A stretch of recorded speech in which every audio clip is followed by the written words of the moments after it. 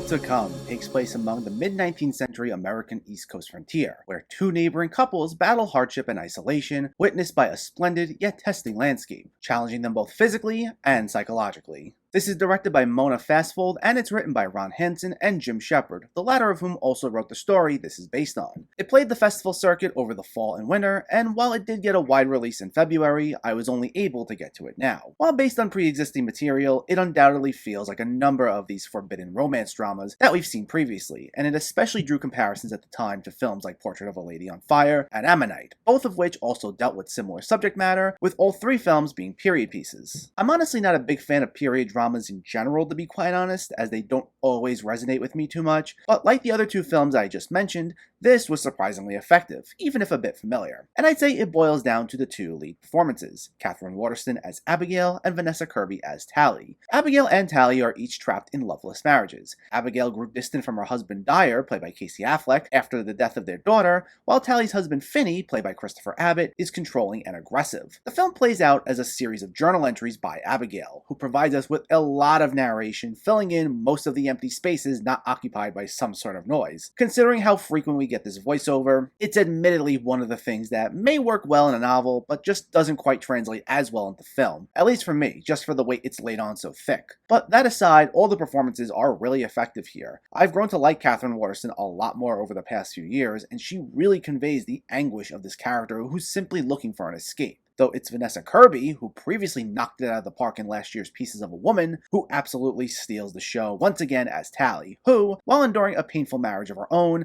manages to be quite charming whenever she finds herself spending time with Abigail. And whenever these two are paired up together, it was really sweet, and it offset the film's otherwise dour tone, which I feel some viewers may find to be a bit much, with the film's themes being about isolation and loneliness, and trying to find an escape from all that. When things get dark, they can feel like a real downer, especially whenever we see either Casey Affleck or Christopher Abbott on screen. Though one thing that's at least refreshing is that the color palette isn't too desaturated, and it's actually quite a beautiful film to look at, with some top-notch direction by Fastfold, as well as some pristine cinematography by Andrei Chemetov. So while that sad feel is a lot, it doesn't quite beat you down the way similar films may do.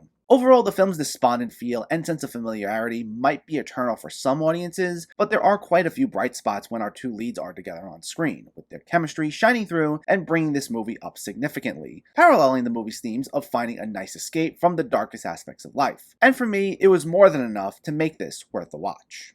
The World to Come gets a 7 out of 10. So let me know, did you see The World to Come, or are you planning to see it, and what were your thoughts? Did you like the acting here? Do you have a favorite forbidden romance drama? Let me know in the comments below so we can discuss. Also, if you enjoyed this video, please like it and share it, and for more movie reviews and film discussion, please make sure to hit that subscribe button to stay updated. Thanks for watching everyone, and keep having fun with film.